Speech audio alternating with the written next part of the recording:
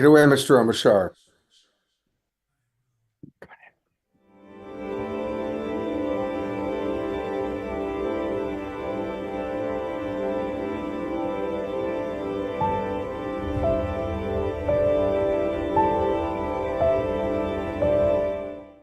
What if I were to suggest that you play a key role in the awakening world?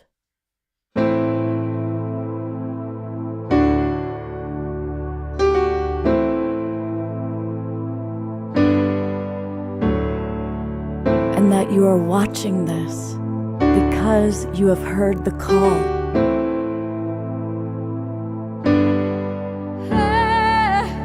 We can start right now by opening our hearts and minds.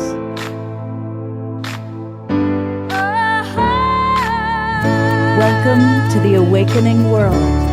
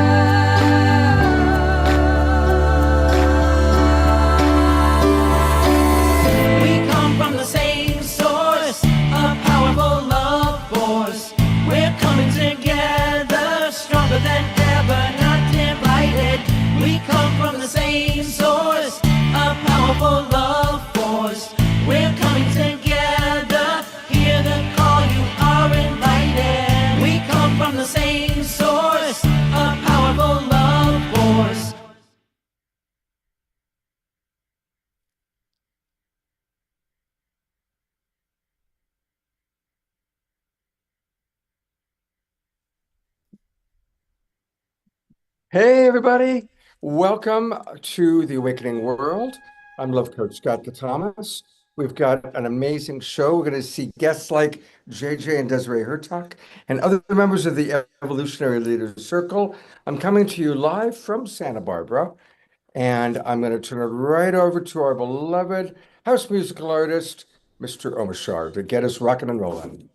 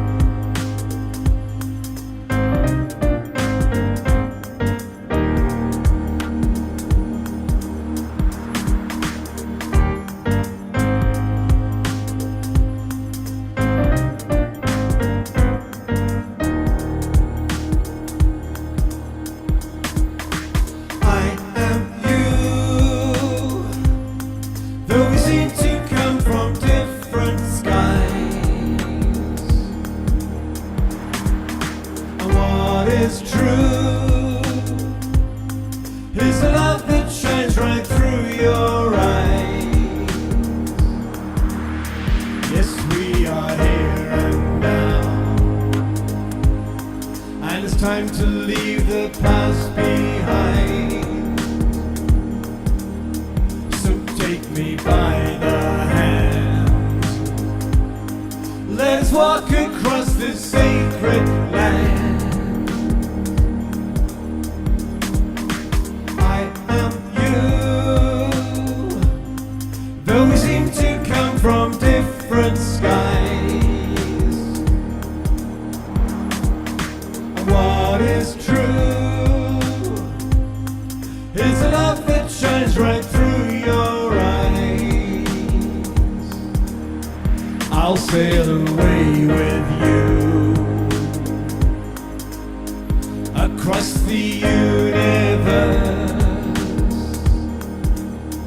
We'll fly on eagle's wings, and you know we'll cry with gratitude.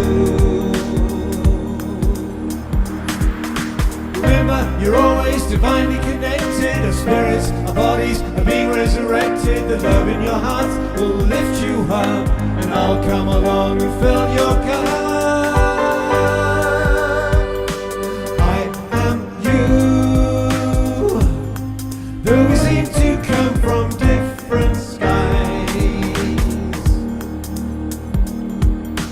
What is true is the love that shines right through your eyes. 1,000 sunny days describes the joy I feel. I'll walk 1,000,000 miles just to know we'll see the truth revealed.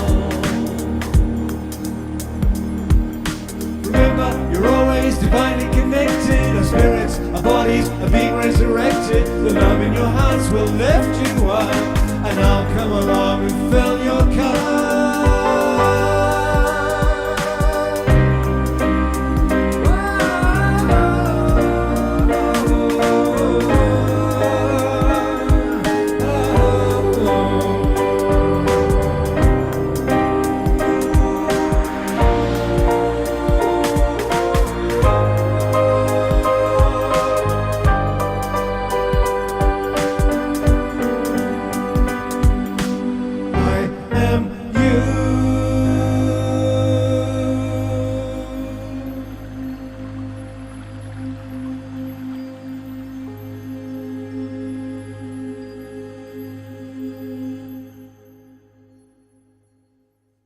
Let's all give a big twinkle to Omashar for getting us off to a beautiful, beautiful start. Thank you, brother Omashar. My pleasure, and how wonderful to see your guests right here, right now, Desiree and JJ. Blessings.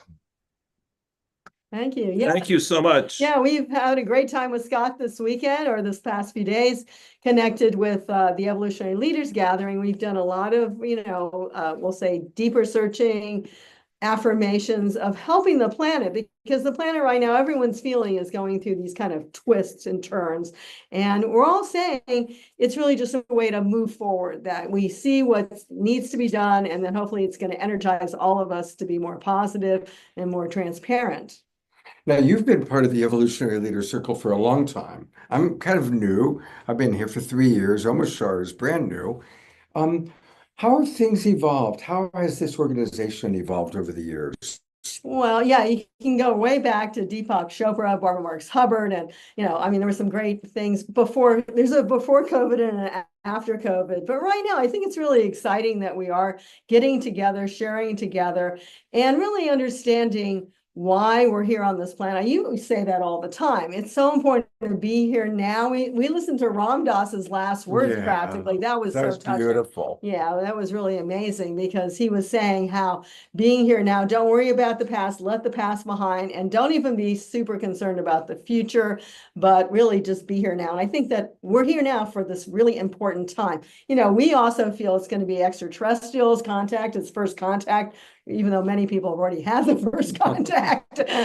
But there's a lot of that that's going on. And we're also here to talk maybe a little bit about Egypt, because people were wondering about, that whole thing in Egypt. Did you do a story on that? No. We did, when Deborah Juicy went to Egypt, we did a whole show with her and the Stargate people, kind of about their trip. We were right before that with Alan Steinfeld, one of your ongoing guests as well. No, but just recently, these two researchers, one's from the University of Pisa, his name is Corrado Malanga, and another person from Glasgow, connected with Glasgow area of the university called University of Strathclyde. His name is Biondi. They claimed that they took SAR, which is synthetic aperture radar satellite data, and that they were able to see through the middle pyramid, which is the Khafre pyramid, all the way down. Now, we were actually the founders with the shore expedition of the Tomb of Osiris, which is 100 feet down on the Giza Plateau, but they're claiming a lot more. So 2,000 feet plus. Yeah, we all feel, and they agree, and that's why they even came out with this, that we all feel that there's more underneath the sands of Egypt. And well, first of all, let's redefine who we are. We are remote sensing specialists. archaeologist, linguist, musicologist, cosmologist. We have been associated with some of the top researchers using what is called radar, synthetic aperture radar, and ground penetrating radar to look at archaeological sites for more than 50 years. We published with Robert Schoch from Boston University regarding the evidences off of southern Japan called the Yonaguni Ryukus landforms. We've had the opportunity to work with John Ford from Jet Propulsion Lab and publishing on the Amazon basin. And we've worked with Walter C. Brown, who is really one of the fathers of synthetic aperture radar. And so there are papers that came out. Well, that came out in 2 years ago regarding the Great Pyramids. Entitled Synthetic Aperture Radar Doppler Tomography Reveals Details of Uncovered High Resolution Internal Structure of a Great Pyramid of Giza, i.e., what the recent claims are of city-like structure, really is off the map for those of us who've been living underneath Egypt 100 to 150 feet down. Yeah. Well, you were showing the picture that they claim that there's 8 kind of like tubular structures underneath there. And you know what? I do believe that we've been talking, in fact, one of the guys that just talked here at the Evolutionary Leaders Conference is Ronaldo. I don't have his last name, but Ronaldo Brudico. Okay, and he's really famous for hydrogen. He's been doing work. He's been working with getting hydrogen. His car is hydrogen. In fact, another person who's an evolutionary leader who was here, Peter, his car is all pure hydrogen. And we really like hydrogen as a fuel. I mean, it's a fabulous thing. That's what we've been involved in.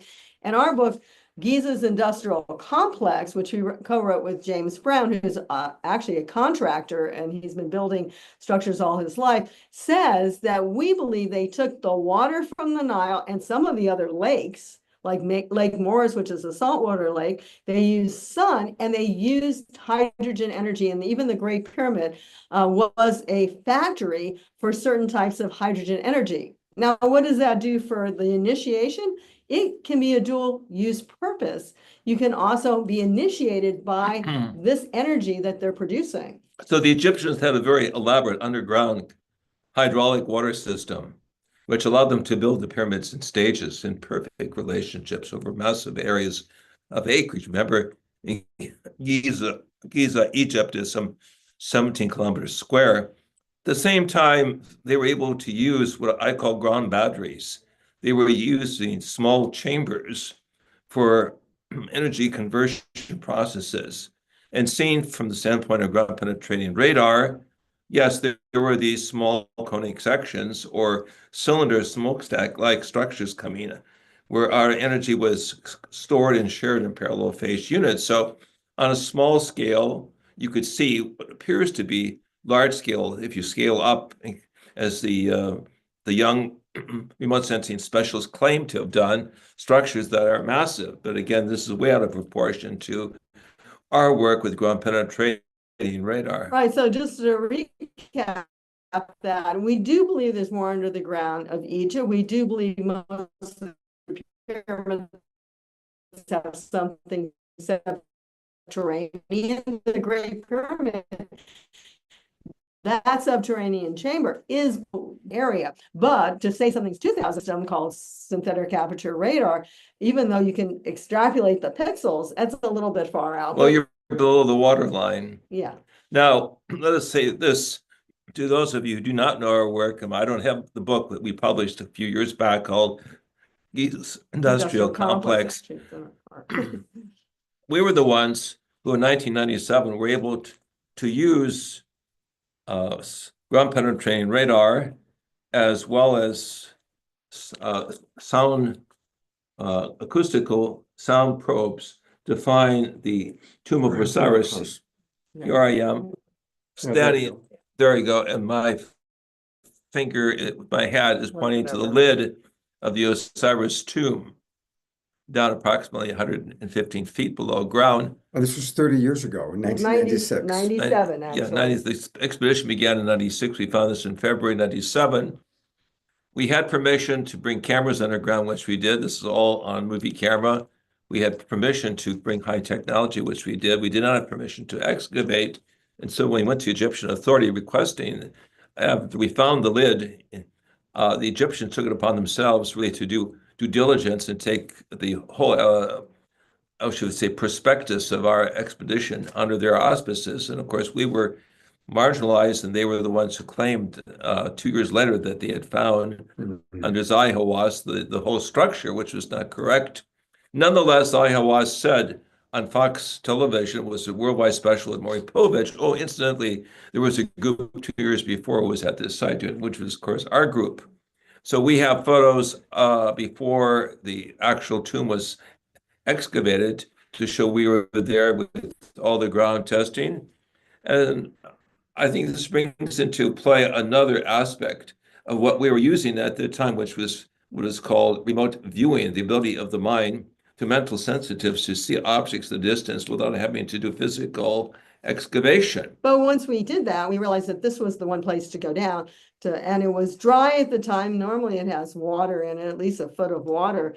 So 100 feet down under the plateau. So we all agree with what almost every archaeologist understands. There's more underneath the ground of Egypt, but where it is, how it is, that we don't think the evidence is there yet. And what the recent paper claims about exotic rooms in the Great Pyramid, when we saw this, it's actually illustrated in a book by a colleague of ours called Rico Paganini entitled Giza's Legacy. It's a book in English and German, European publisher, showing, my other hand holds up a page of chambers,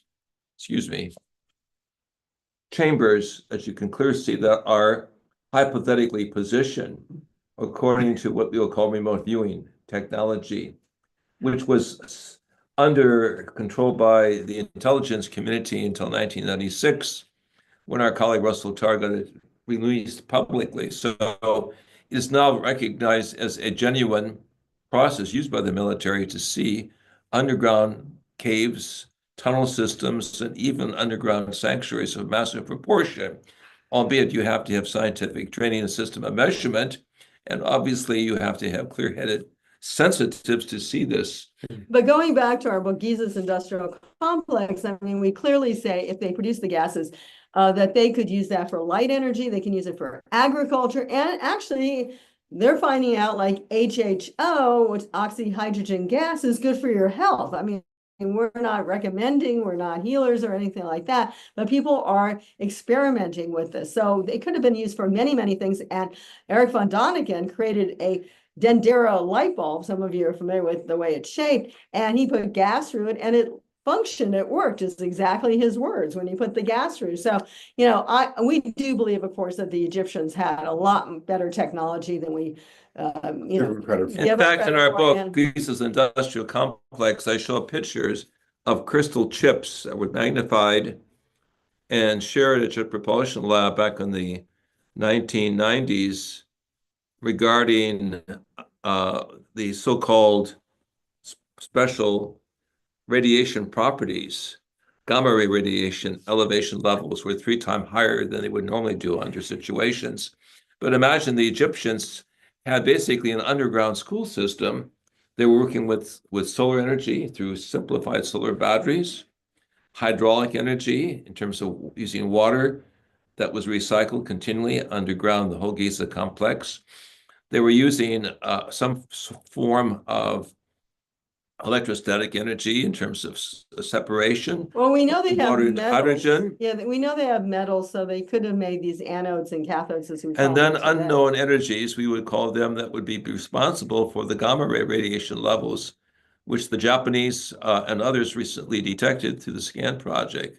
That's been running for something like 12 years. And although we don't claim in our book, Giza's Industrial Complex, how they built the pyramids, the more you look at the modern understanding, even from scientists, they all say they must have used water as like creating causeways to move these huge blocks. What about sound? Well, because you two are really tuned in. So I've often heard that they learned how to use sound. Well, there's a video that Charlton Heston was the narrator for called The Mystery of the Sphinx. And it had Robert Schoch and John Anthony West, and it had Dr. Hertak in there as well. And one of the things that they talked about was how you could move little stones. They didn't see how you could do big ones, but little stones by sound vibrations. So you can literally raise these stones. And theoretically, what they were indicating is that they had significant amount of sound frequencies and hit the right vibration, you could even move these blocks. So that's what Mystery of the Sphinx, it's available for free on YouTube because it's such an older film at this point, but it's really exciting. I'd like to show you a prize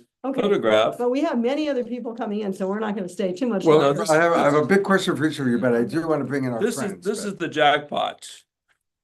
In 1993, again in 97, we conducted musical tests inside the Great Pyramid. This is what happened in 93. The whole interior of the Grand Gallery lit up in golden light. A standing columnar wave of energy was activated by my voice. I was a very good singer in my youth. And using ancient Egyptian Hebrew mantras in combination, I hit a high level and a vibratory augmentation took place where the whole chamber began to radiate, and suddenly light rushed up and down the chamber. We took this picture. This is the real situation. It's so amazing. Out of the test that we did at a different time caused the Egyptian architects and the guides to dance on top of the pyramid. I love that. This is a very unusual pyramid. They felt, and the Yeah. grabbers come up where they feel their feet were, so we say, energized enough, they felt no need to walk but to dance. So to bring all this together, we are in an exciting time. Hopefully this paper, although we disagree with its conclusions like Dr. Schock, we believe it might open the door to investment in high technology to look for other possible connections, not only of the Great Pyramid and the Khafre Pyramid, which is the major pyramid of interest, but all throughout the Giza Plateau. We feel that indeed Giza itself, according to ancient Coptic documents, was the schoolhouse of the gods, quote unquote, for other cosmic forces of intelligence. I believe that in some unique way, we'll recognize amongst the extraterrestrial cosmic cultures, there was one that fathered what we call the Egyptian civilization, and that culture is at our doorstep. JJ, I'm going to have a question for each of you, and then we'll bring in our next guests. Lots of people waiting at the door. But JJ, your experience that you had, you described it again during the retreat, and I would love for you to share that with our audience about when you left your body and your body left your body. It was basically due to students of mine who they were interested in Eastern Oriental philosophy, and they wanted to, well, you speak of avatars, the texts speak about higher beings of light. I mean, is there some reality to this? And I said, quite frankly, as a young professor, no, I would have to do further investigation. I had trained in different philosophical traditions. And so I began as a young musicologist to put together the Sanskrit and the Hebrew Aramaic languages. And in deep meditation and vocalization, I was able to create a powerful morphogenic field that suddenly manifested in that morphogenic field, and my physical body was absorbed, was bilocated into another energy dimension, of which I thought was just a few minutes. It actually turned out to be more than 2 days. I came back with residual light around my body. It was, pictures were taken. But you were taken to different levels. I was taken to different levels. I was shown that the Great Pyramid is a chronomonitor, time measuring device that had scientific implications for other pyramidal cultures throughout the world. And visiting one in Mexico, in Tulum, some 27 years later, I had the experience of, again, using Egyptian, Hebrew, Aramaic. And all of a sudden, as you can see, her lights around my body. And it was just overwhelming. A gentleman taking a picture of his wife, you can see in the lower corner where I'm pointing with my finger, was able to capture in a few seconds the superluminal light that came down. So the pyramids historically are defined as places where fire in the middle, light in the middle takes place. Sounds, sacred sounds have that ability.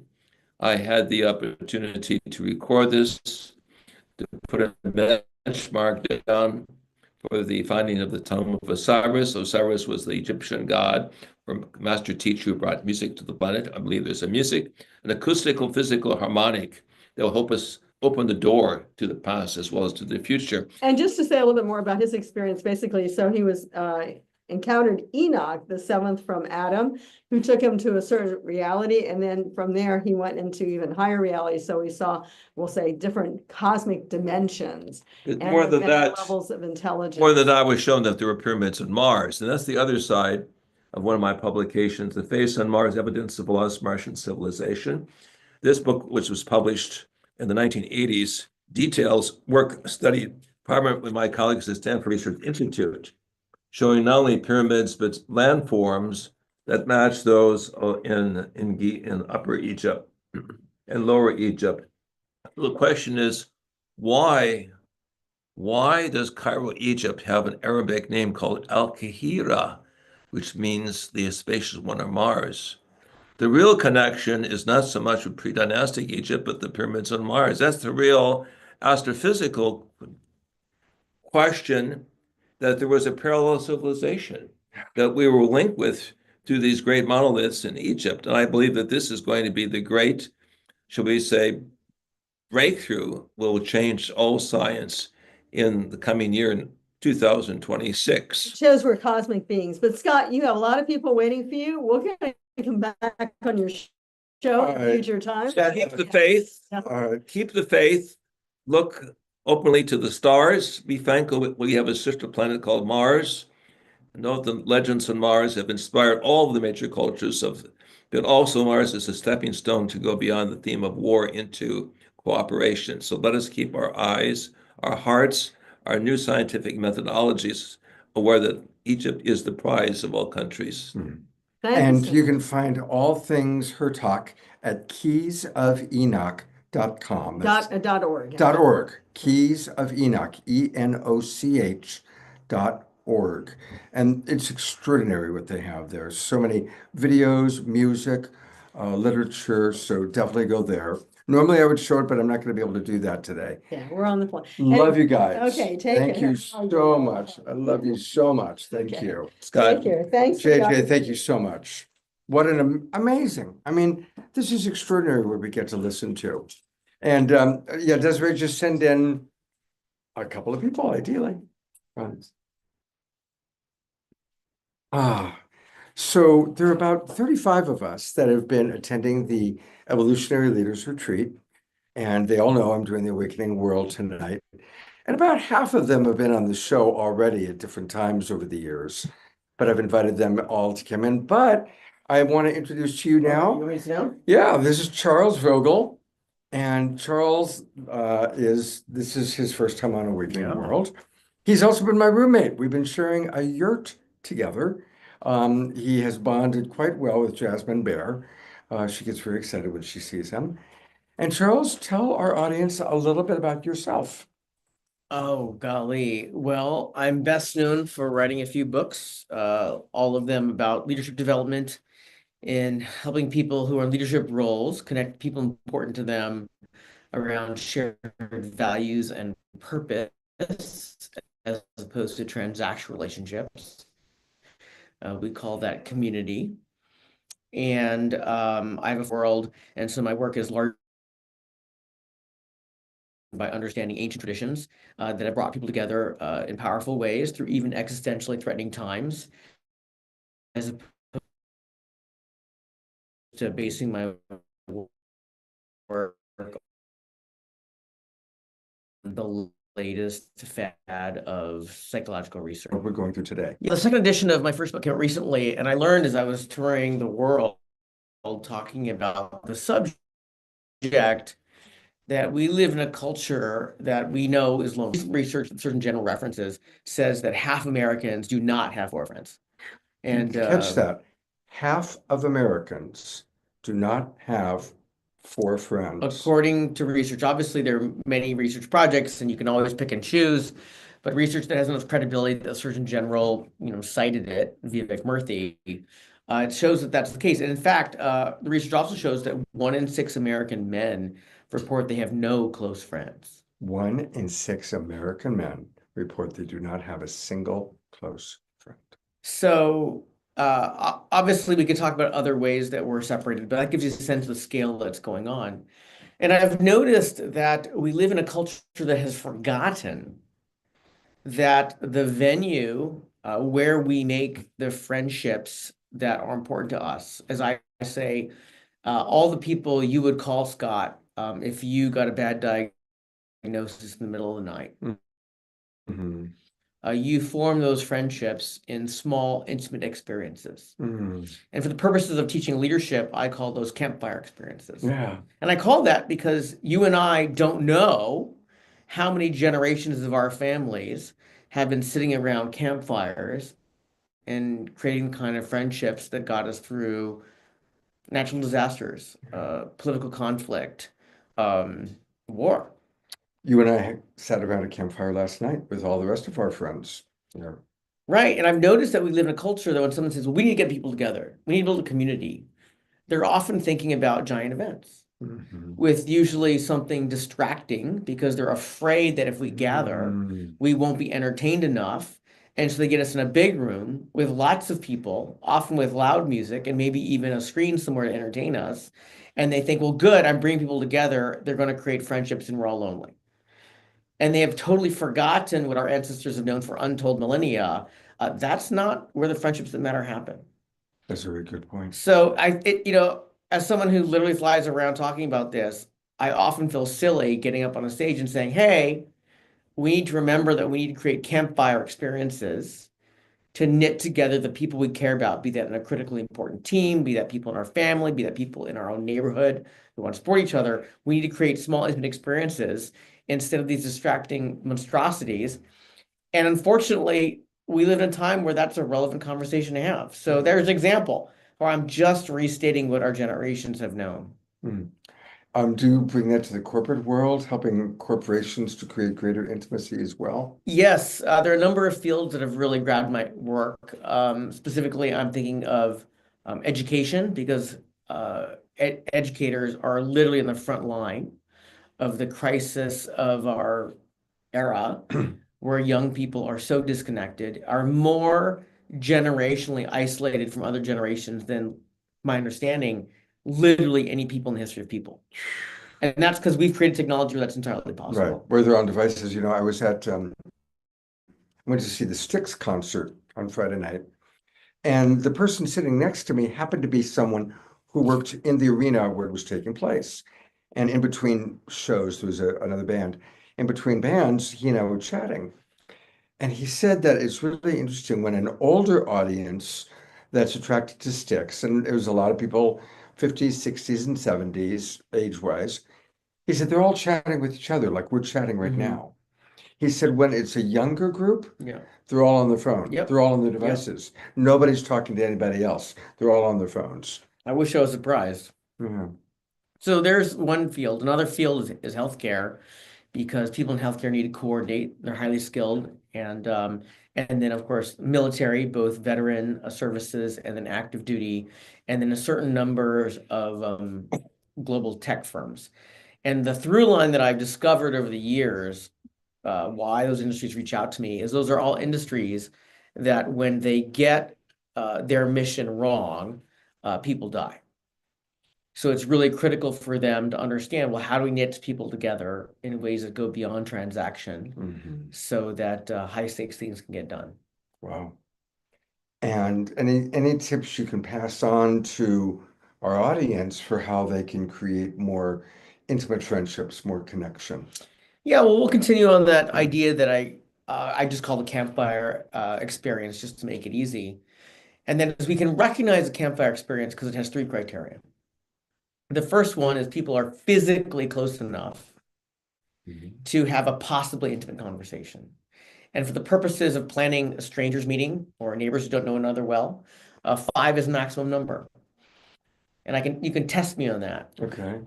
Have you, in the last 10 years, been at a wedding table with 10 people on it and sat there for well more than an hour?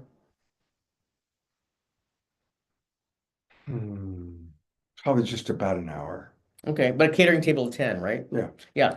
How many times have you been to an event, be it a conference or a wedding, sat at a table of 10, stood up and thought, man, what wonderful, deep conversations. I just feel so close to these people. Can't wait to talk to them again. That's true. I already know the answer. It's superficial. Right. Yeah. And you have social skills and you're an adult and you have no memories. Numbers matter.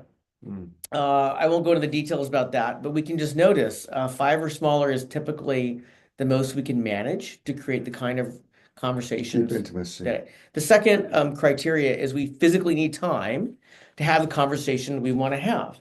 If someone says, "Oh, gee, I want you to come to this event and meet people," and then you've got people talking in front of the room, or you've got an agenda for us to accomplish and vote on, or you've got me watching a movie, I just don't have the time to have that conversation. And the last thing that we look for to meet the criteria is all of the distractions that would pull me away from that intimate conversation have been handled by the host. So if there's loud music, someone turned it off. If there's someone upselling raffle tickets every 15 minutes, someone cut that stuff off. If you've invited me to a bar and there's literally 12 screens, on each one of them, people behind those screens have been paid, I'm not making this up, millions of dollars to grab my attention. Well, that's a terrible place to build that. So places we can have campfire experiences. In the car on the way to a concert, Mm. in a canoe, walking around a lake, Mhm. walking a dog. Oh, yeah. So campfire experiences doesn't mean, oh, we literally sit around a table and now we make great campfire experiences. No, go walk a dog. All 3 criteria are met. And so we can look through our lives. Well, if I want to know my neighbors, I want to know my colleagues, I want to know other authors, I can just look at my calendar. Am I scheduling that 12 times a year? Because if I do, I'll get results. But it's going to be different than if I schedule that 24 times a year, Right. which will be different if I schedule 52 times a year. And in my calendar, on Friday evenings and Sunday evenings, I don't know what I'm going to be doing October of 26. I don't know. Here's what I do know. I've already scheduled time from 6 o'clock to 8 o'clock on Friday and from 5 o'clock to 8 o'clock on Sunday Hmm. to sit down with friends. Mhm. Maybe friends I have because I need campfire experiences, or friends I want to have because I'm meeting people and they're interesting to me. But here's what I know. I've already scheduled 100 times in 2026 Mhm. to make sure I've got a campfire experience. And by the way, walking a dog in a park totally counts. That's beautiful.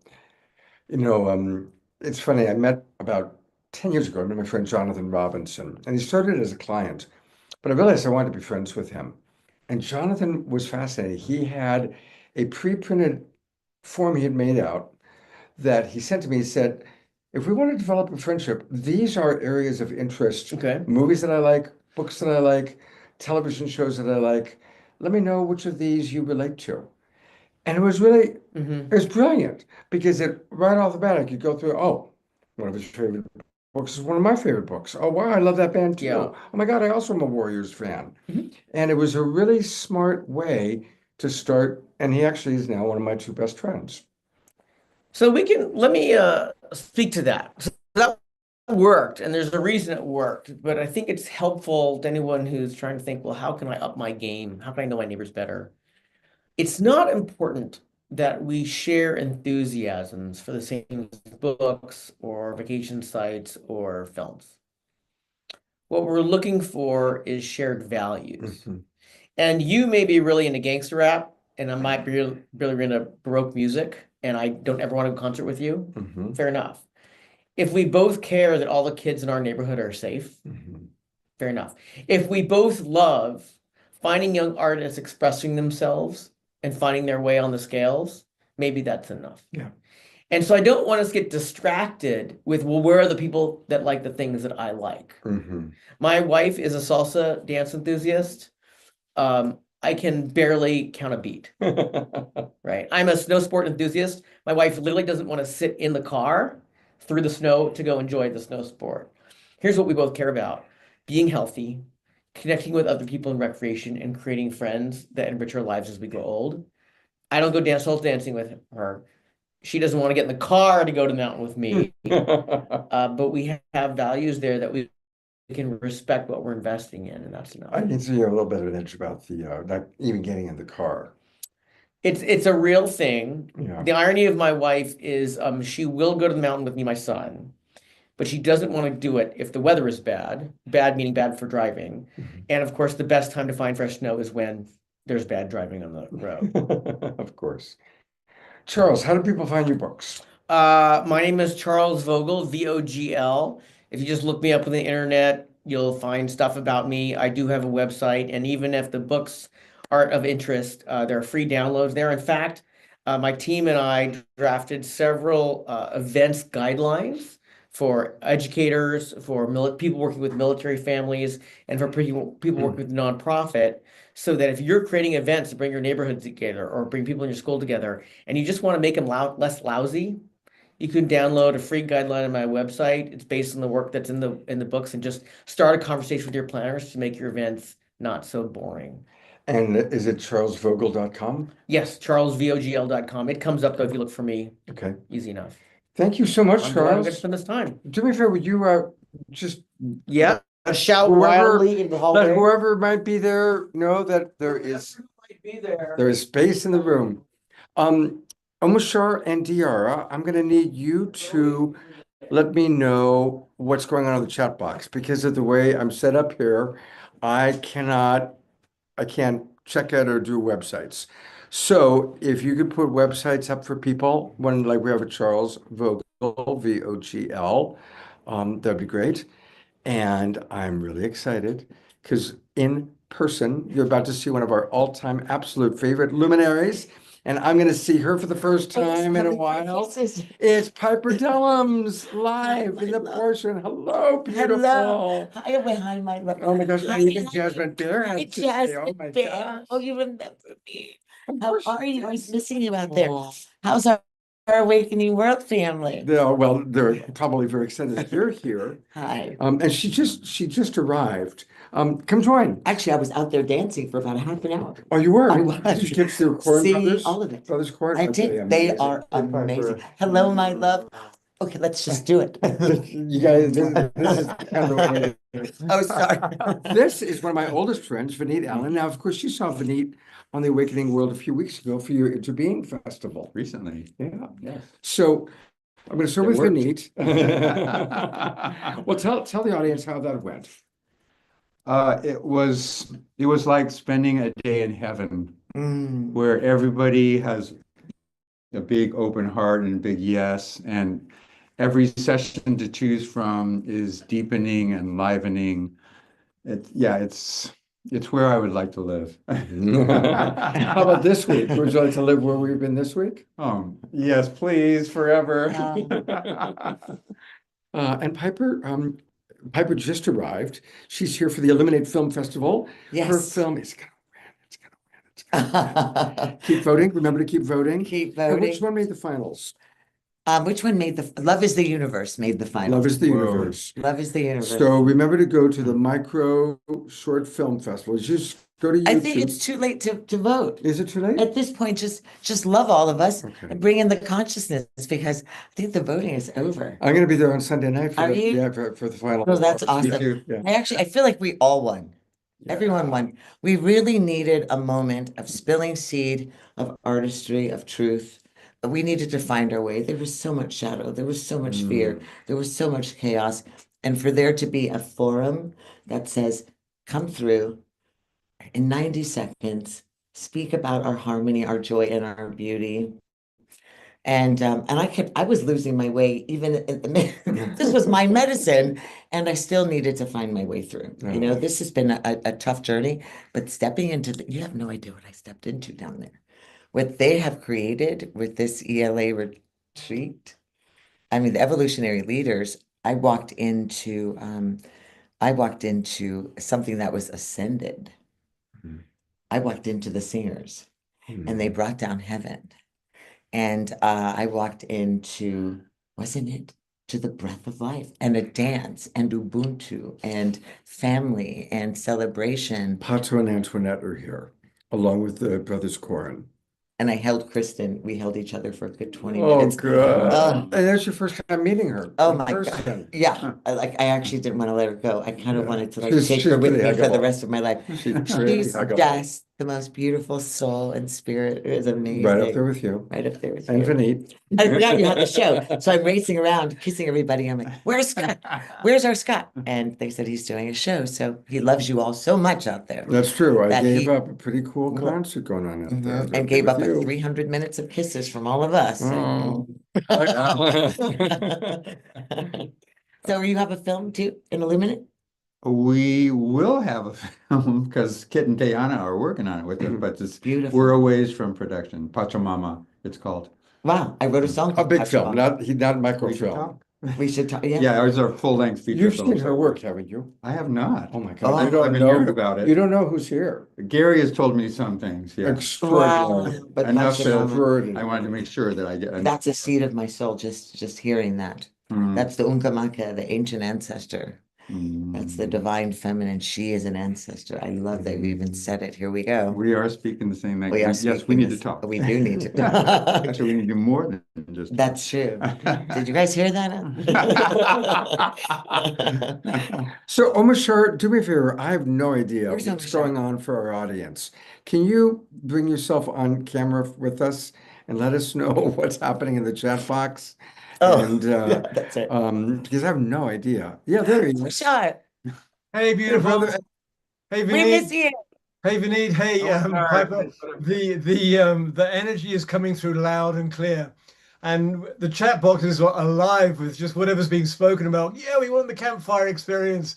Yeah, we love Charles Bogle and Piper, dear sister. You look fantastic. Piper, Oh, I Piper, drove 8 hours for this love over Shar. Piper, it's so awesome to see you with your Oh, awesome vibes. And I'm thinking of creating every other month dinners with and inviting 5 people each time, which was a comment about Charles Vogel, the last guest that we had on. And there was lots of fire at the beginning with Desiree and JJ about the pyramids and the root name of Egypt. Where did that come from? Being as Egypt, the Arabic language doesn't have a P in it. Anyway, we're just chatting away here, but the vibe coming through is awesome, and the glitching is minimal. So we're good, Scott. And Okay, great. apart from Thank that, you. It's a kind of a different show for me because I'm not on my big computer and I'm not reading the chat box. I'm I just, know you're and we've got the dog, Jasmine Bear. it's wonderful watching you because you just subjected to love, love, love, and love. And you cannot And you're escape in this it. vortex. The Right, art right. behind you. It's this powerful vortex. Where are you? Get in your car. I wish I was. I have other things going down, but it's all good. I'm here with us tonight. And Scott did. He texted me. We usually meet at least 5:30 Pacific. Then it became 5:45, then 5:55 because he was watching the concert and he didn't have to. He chose to be with us and bring in some guests.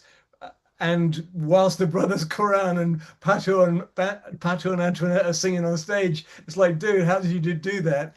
And so that is just a testament, and we appreciate it because it's just like an open door, an open sluice gate, the love that's coming to us all. Thank you so much. Wow. Thank you. That's so Thank sweet. you. Thank you. Wow. In a moment, I'll let them go. Have you do a song, You're gonna do a song on Bashar, and we're gonna disappear. I shall do. And And Scott's going to get some cough lozenges. And I'm gonna drink some water.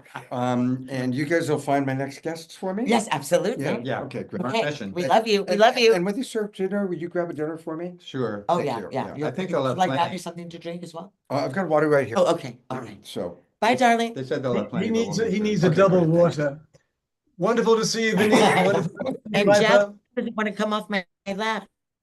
I'll be back on my lap. Oh my God. So, Scott, Wait, shall is I she the sing sweetest? now? She's or- a love man. yeah, absolutely. So as you can see, it is quite the love fest. And I'm gonna turn over to beloved Omar for our mid-show song.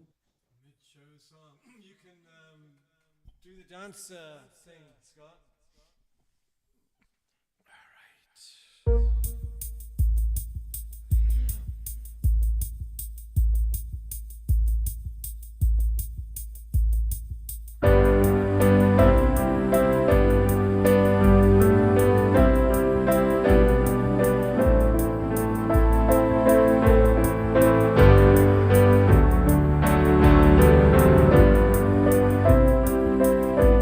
Thank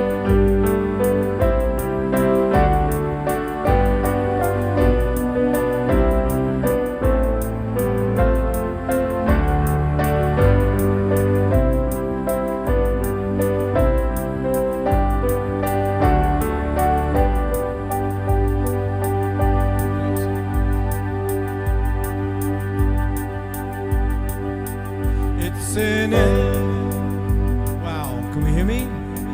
It's in every one of us to be wise. Find your heart, open up both your eyes. We can all know everything without ever knowing why. It's in every one of us by and by.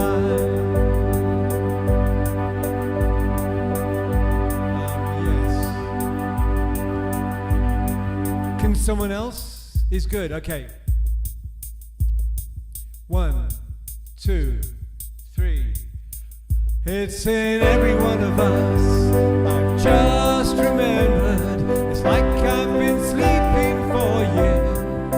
I'm not awake as I can be, but my seeing is better. I can see through the tears. I've been realizing that I bought this ticket and I'm watching only half of the show. There is scenery and lights and a cast of thousands who will know what I know, and it's good that it's so. It's in every one of us to be wise. Find your heart, open up both your eyes. We can all know everything without ever knowing why.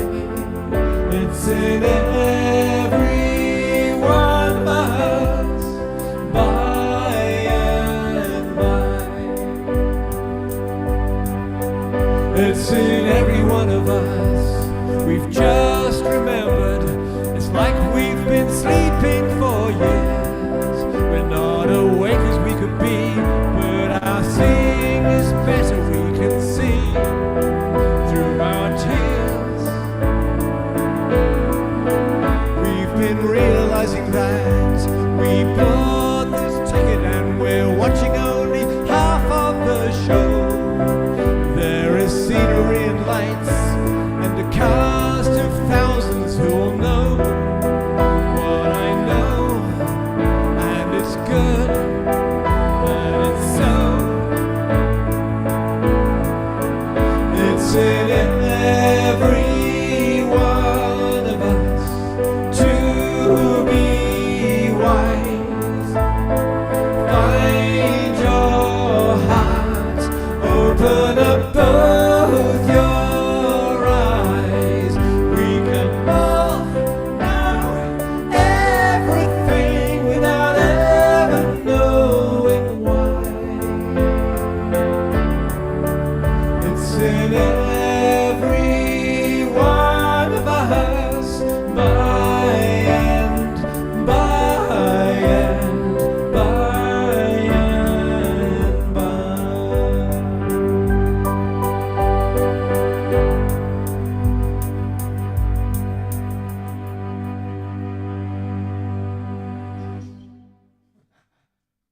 Let's go to gallery view and Twinkle. Thank you so much. The internet overall My is computer is really struggling to keep up with. yes, it is. You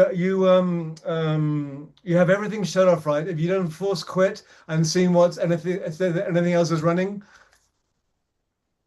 I did that before the show started. Remember when Yeah. Well, good. However, overall, it's great. There's only a few little stretchy words and Scott with a funny look on his face. Apart from that, all is good. See you in a bit.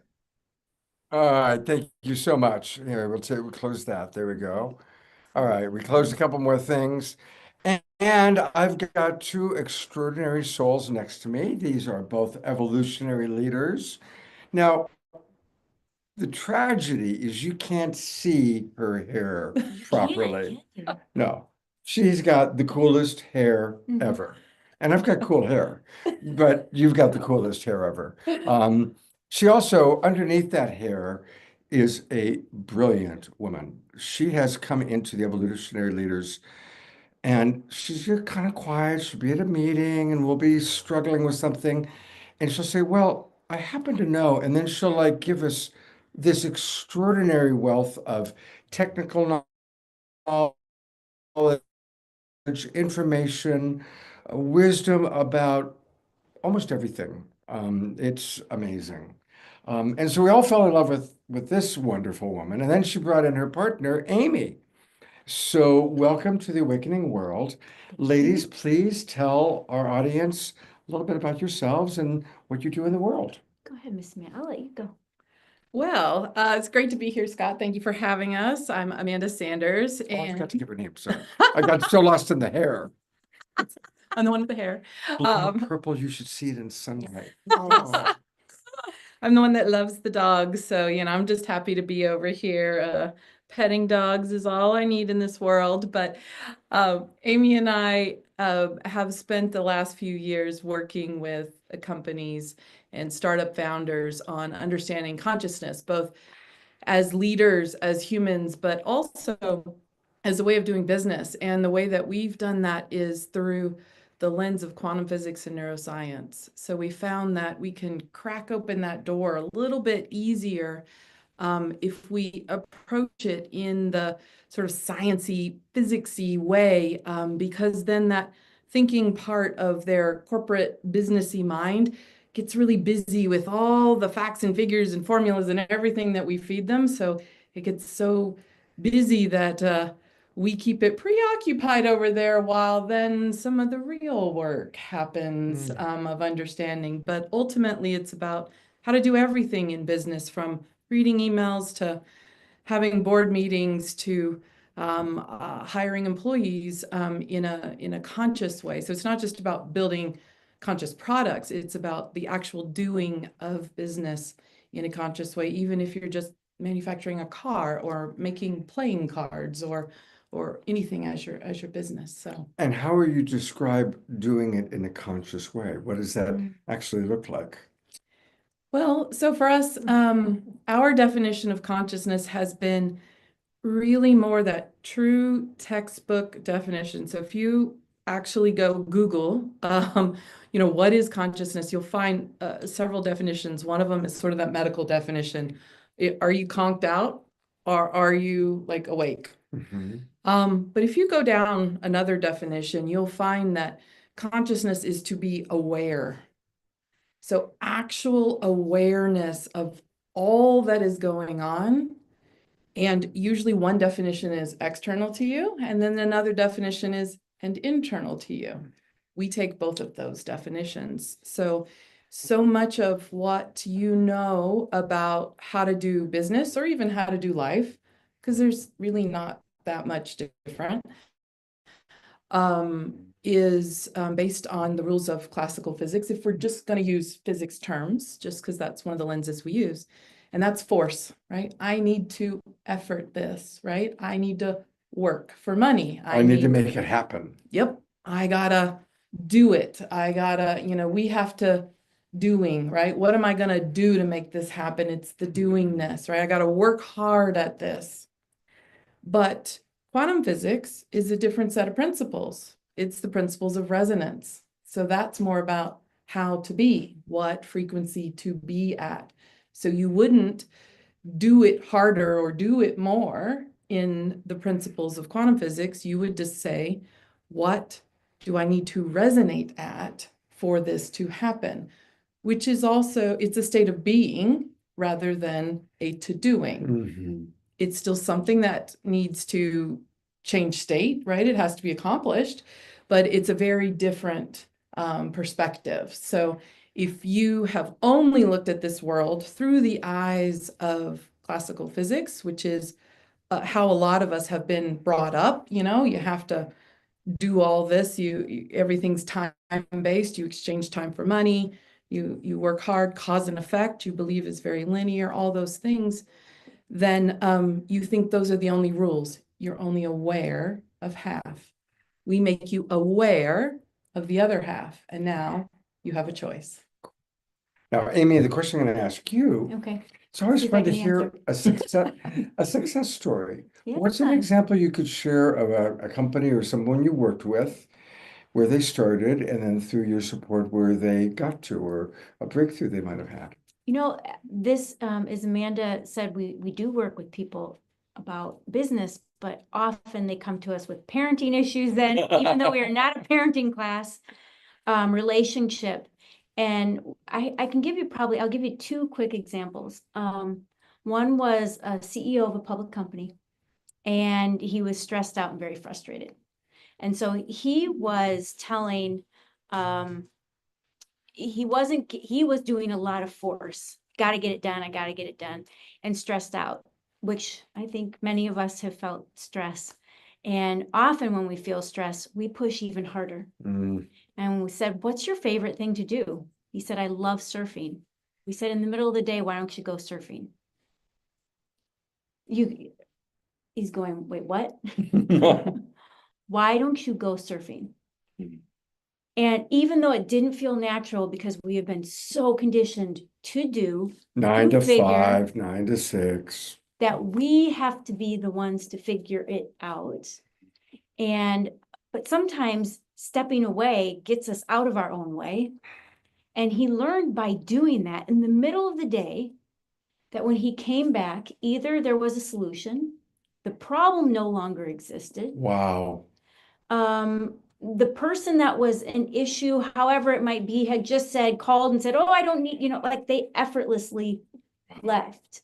And he found by doing what was happening when he goes surfing, he's changing his state. His whole resonance is changing. So everything that starts to come back to be reflected to him completely changes. I mean, that's an incredible story. Oh, I love that story. Go surfing. He's like, Yeah. "What? Go surfing." No, but it makes so much sense. And what I love about it is that it reminds us that the outer world is such a reflection of our inner world. Yes. Right? So by calming and going into that resonance of peace and connection, magical things happen without him having to do it. Yeah. Yeah. And often we need the experience to show us. I can tell people all day long and they might go, "Well, that sounds nice." But, but once you have the experience, you can't deny it.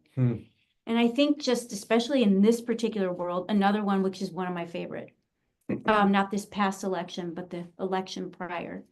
One of my favorite people in the entire world, who happens to be a partner of ours in a venture, was having a hard time with her dad because he was going to vote Republican and she was Democrat.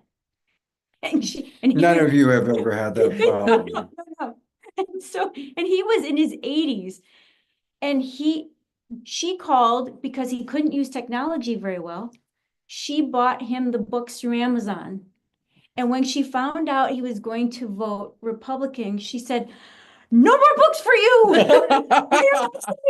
I'm taking away your candy. "You're taking away your candy." And we laughed so hard. And so even though this wasn't about businesses are still about relationships and teams. Yeah. And we all have a superpower within ourselves. And especially families, we have to learn, if you can get along with family, you can, help that ripple out usually into the world. And we brought her through a lot of exercises that allowed her to see that even though she could still vote Democrat, there was nothing wrong with that there were other side of the fence that had value, that were reflections of her. Yeah. And I tell you that story because what was beautiful about it was like she went down on not this one, but the past election, like emotionally, physically, everything was about it. And this past election, she said, "I'm okay." No matter, Especially given the result too. especially given the result. Her emotional state was no longer swept away by the tide of the world. Oh. She has become the lighthouse. And when I see those and so now she's a lighthouse in business. She's a lighthouse at home. Her father has transitioned. she had a beautiful, she bought him books. He got his books back. So even though that's not directly tied to business, how it rippled Yeah. out into business and her world is beautiful. And so we really strive for people to see, can you love the unlovable, which is usually within you. Oh, remember somewhere. what I said today at the thing? Mm. The highest, do it all with love. Yeah, The highest form of love is compassion, and the highest form of compassion is radical acceptance. yes. Yeah. Yeah, Yeah, that was so beautiful. it was. You can Good take job, it, you Scott. can take it and run with it. Good job. Good job. We're quoting you on that. Those are two examples. I mean, we have a lot of them, but those are some. I love favorite. both those examples are Yeah. really beautiful. Yes. Now, can people out there hire you? Is there a place to go where they can, how do they find Absolutely. you? The easiest way is just email us. You can reach both of us at authentic@authentic.ceo. If you just want to come to our website and browse around, that is authentic.ceo. Okay, so say one more time for all of our friends watching on Facebook and YouTube, authentic@authentic.ceo. And that's where you can find Amy and Amanda and learn more about the amazing things they're doing in the world. And Scott, we didn't get Amy's your surname, sweetheart. Oh, it's Levin. Levin. Oh, Is yeah, that I didn't say it. Levin? Yeah, Levin. Yeah. And Amanda Sanders. Yeah. Yes. And I have on my super cape, and since you said everything is in all of us, we are all superheroes within us. That's right, you do. You have your blue cape on. I have my Da-da-da. Delta. But we all have superhero inside of us somewhere. We do, So we do. let it Is that one of shine. the things you do where you work with people on what's your superpower? Yeah, we do. Yeah. So what's your superpower? My superpower is humor. Oh, good. I love that. What's your superpower? Well, my superpower is being able to see across time. Whoa. I know it's a little weird. I don't often admit it in a public setting, but Well, here this you is go. the- this is Here's the- a reveal. So you see across time. So what's that? Can you give an example of that? Since we primarily work with business people, it usually use it in a setting where, let's say, you are thinking about partnering with this company, right? It's a very important partnership, but you're not sure how this is going to turn out, right? You're in contract negotiations, they're changing terms. Terms always change in contract negotiations, but are they trying to screw you, or is this just normal? The lawyers are changing terms during contract negotiations, right? How does this turn out? Should I agree to some of these to make the partnership happen, because ultimately it's good in the end, and this is just lawyers doing lawyer things? Or is this the sign that this is not a good Not what you think it relationship, is, right? So that's just one example now we live in a probabilistic universe, right? I got to bring in a little bit of science there. It's not deterministic, meaning there's not just one outcome. It's probabilistic, meaning there's a 2% Probable chance of futures, this, right. there's an 80% chance of this, there's a 5% chance of this, so and so and so.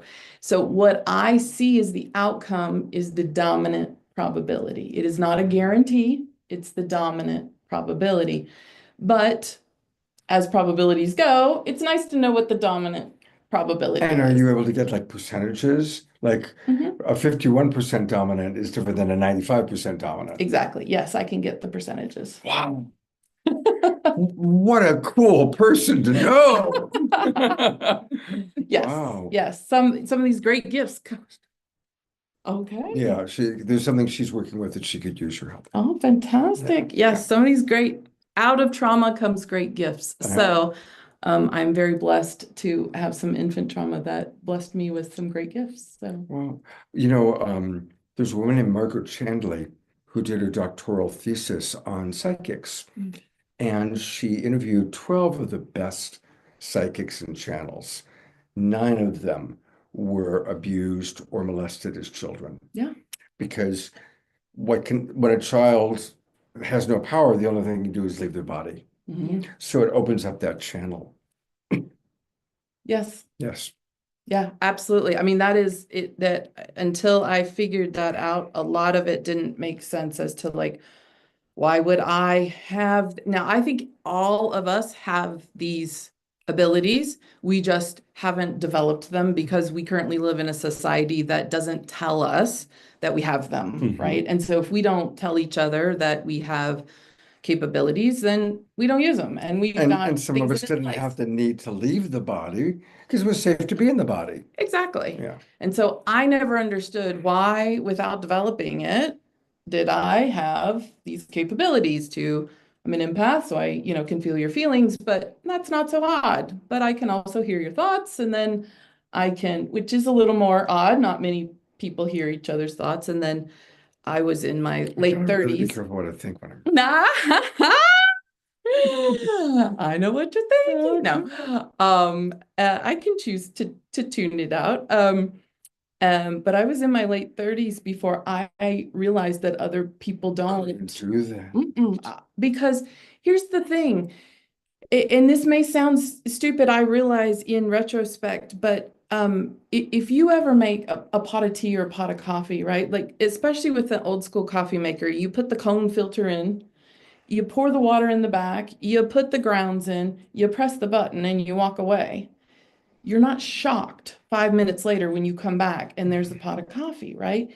In your mind, you can see there's a pot of coffee being made. You can see into the future. 5 minutes, right? You can visualize it. Now, are you guaranteed it's going to be made? No. Have you ever had those grounds somehow clog up and it overflows, or the wiring frits out and the thing blows? Yes, there's like a 1% chance something else would happen, but in your mind, you know the dominant probability. So because you could do that, and so can everyone else, I can just do that more and longer and for things you've never experienced and across years. And I didn't know that it stopped for everyone else because we don't talk about those things, right? We don't say those things out loud. Like, oh, were you surprised that that coffee maker made coffee? Were you shocked when you turned around? Were you like, oh, dude, no, right? We don't talk about those things. We aren't surprised that the lasagna is made after an hour when we come back. And so I didn't know there was a limit to that. So yeah, I was late figuring out some of That's this stuff. amazing. Do you find yourself, and last question, Uh-huh. do you find yourself inspired to find children and help them have those conversations and cultivate? Since you didn't have mentorship and support, you're laughing. What? I'll let her answer. No, She it's a is- great question. I just know her answer. She knows my answer. I don't like children. No. I will always be honest with you. If you ask me a question, you can tell we did not prepare these questions. You're good. Oh, I love dogs She because loves dogs are the best thing on. Jasmine Bear. Oh, perfect timing. Come on in. She held Jasmine Bear for the whole fireside ceremony. Antoinette is in the house, ladies. We will go. I have Thank 3 you kids so and I like my much. kids, just not other kids. I have to put that in there. I love you guys. I love you. You're so awesome. All right. Thank you for having us. All right, thank you so much. Antoinette, come on in. They come and run and say, Oh my God, look who's here. watching the Jazzy Bear, look. Yeah, that's true. You guys are gonna just kind of merge and become one thing. Aw. Uh, How you doing? oh, I'm good. So good to Yeah. have you here. I had to come and say hello. Yeah. You know, Now, you're doing our good. audience loves you. You're always doing amazing things. What's happening with the Spirit of Ubuntu film? All right. So, as you know, we went last year. We did 4 continents and 21 countries. I mean, we was ripping and running all across the planet. Think about that. They went to 4 continents, 21 countries, all filming for the Spirit of Ubuntu film. Screening the film. Screening Screening- the oh, film. Remember, screening. because we already shot the documentary. Oh, so that was Right. screening. Screening, yeah, because we won 25 international awards. So the name of the film is called The Spirit of Ubuntu. You can check it out online at because I created this YouTube channel called Ubuntu International. So it's free for anybody who wants to watch the film, and I'll just jump back in there and just drop the link for you guys. But it's such a great documentary. And then also from that film, we were supporting 10 projects, but now we have 16 current projects in Africa going on right now. 16. 16. And then ever since And some of the projects are huge. You've built schools. yes, built hospitals. water. Yeah, well, oh my gosh. If you check on the YouTube channel, you'll see like some of the stuff, but I literally have like thousands of pictures and videos, and I mean like terabytes and terabytes and terabytes of material that I just haven't, it's just me and Pato. It's like, seriously, to find the time to try to upload, edit, and put all the things. So just look out on the YouTube channel. You're going to sit there and find story after story after story. It's so compelling. Our latest video that we're working on now is with Akon. Oh, Because, nice. since we came back. Did you see today in Facebook Messenger, he sent us something. Yes. So Akon lives in a refugee camp in Uganda. So we're going back again. We were just there like maybe February, like maybe before or after the Conscious Life Expo. So we went back to Uganda and we met with 3 other organizations that were within the refugee camp, the largest. Well, there's several of them in Uganda. And so we got a chance to go and meet them. We brought over, they're doing music, doing art. We helped build a school over there. And now we're like bringing the 3 of them together in this Ubuntu project. And if you guys are aware, with the current things going on politically, there's a lot happening in Africa right now. So they cut off all the aid. They cut off all the aid to Africa. Everybody else is freaking out, like, what are we going to do? What are we going to do? And it's like, well, we're going to have to do the spirit of Ubuntu. We're going to have to like work together and see what we can do and come up together. That means our permaculture projects. That means our sustainable projects. All the different things that we started working on, and coming together so that way these people don't starve, and they can continue to uplift themselves. And then check this out. This is crazy.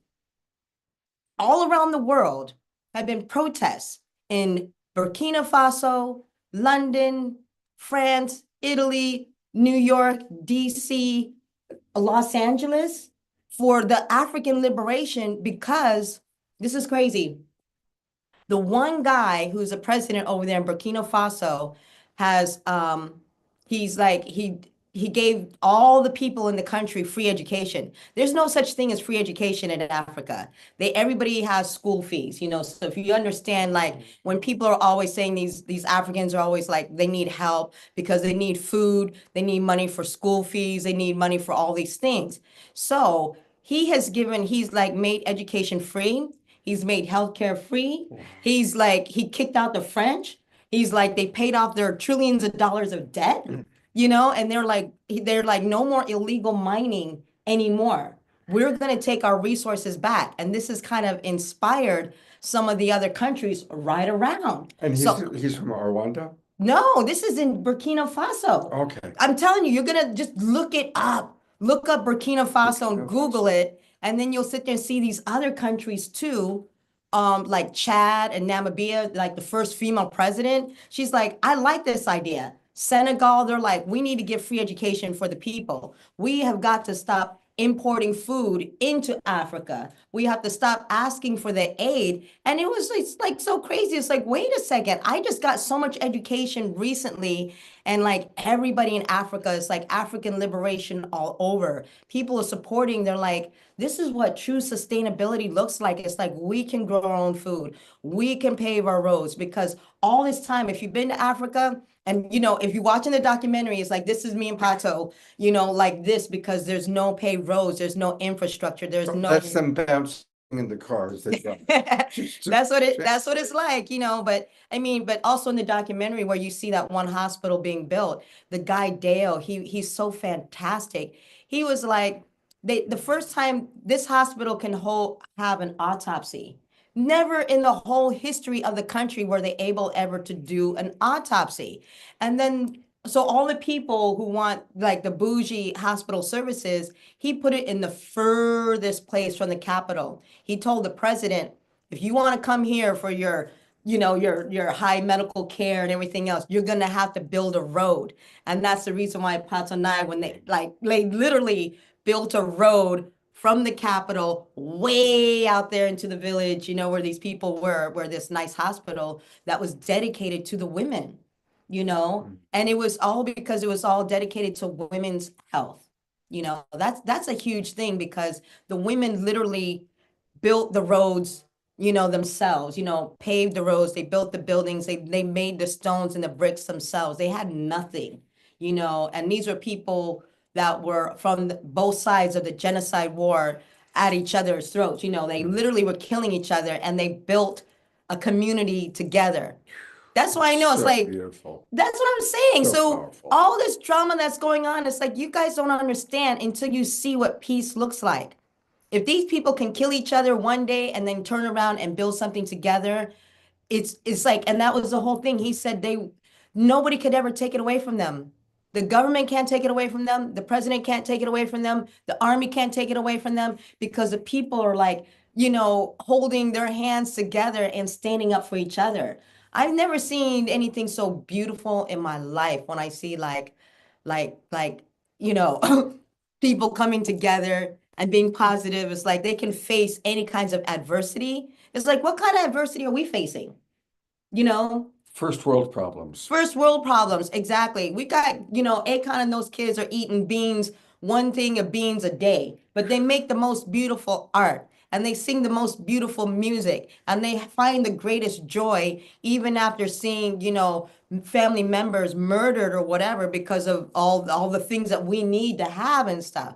So if they can do that, why can't we? So I think that's my greatest joy. And what's kept me alive was watching the joy from these children, watching the joy from these people. Anybody looks at any African videos, you're always seeing them. They're always like happy and dancing. It's like, they got what? But they're moving on. They're not depressed. They're like, we're going to find a way. There's hope. There's dreams. There's aspirations. They got something to live for, so we need to find that same joy within ourselves. Find, something to live for. If you can't find something to live for, then help them find something to live for. Well, you're embodying it. Many of our global peace tribers know that you've been dealing with your own health challenges, and you absolutely look fantastic. Thank you. And you're obviously doing a lot. Yeah. Is that the connection, would you say? Because you're so in your dharma, you're so in your purpose, that's helping you with your own healing journey? It is. And me and Gary was just talking about that because I said, Gary, you're going to help me, because I was like, Gary Malkin. Yes, he's got connections. You know what I'm saying? It's like, and I heard Greg Braden was there We were yesterday. we were with Greg today. Times I've been trying to get in touch with that dude. I'm like, listen, dude, you you got knowledge that you said you got from the indigenous, but you know something? Give it to us too. Share that because they gave it to you freely. So share that information. Share it with us today. It was Well, yeah, but I wasn't there. well, we did record. Yeah, all right, good. So that's good. But we have to be there for each other, and that's why I'm going to be at Conscious Life next year. Great. I'm getting a booth. Are you coming to the New Living Expo next weekend? What? In San Rafael? Oh, I will be in Brazil. You'll be in Brazil. We'll be in Brazil. We have some concerts coming up. We have some shows coming up. I went down to the Yucatan and presented my Ubuntu. I'm solidifying, the Cone de Poa connection from the eighth fire, because once we was in that eighth fire, things started to spiral. It was like the Afro-Mexican connection is going on. You got a lot of comments going on. Well, and you talk about the eighth fire. I use this as my backdrop all the time. And that is the eighth fire, which you were at with Keith Thill. And I always love that image because I see the phoenix rising from the flames.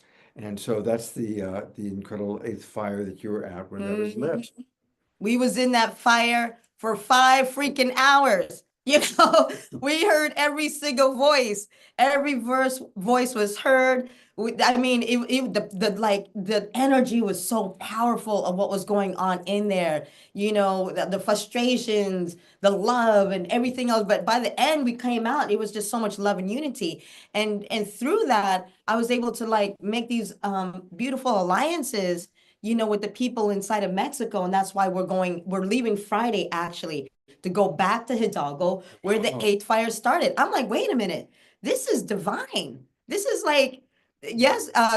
this is divine manifestation to go back into Hidalgo. And now we're going to do another event in Hidalgo at the end of May with Cono de Poa with the diversity, the unity, the tree planting, because I realized this is what we're doing. It's sustainability. We got a lot going on. Oh, and Charlotte, we're coming back up to Canada as well, right before we go back to Hidalgo again in May. So all you Canadians, we're going to be up there in Vancouver doing our Ubuntu. We're going to be in Cleveland doing a reggae festival.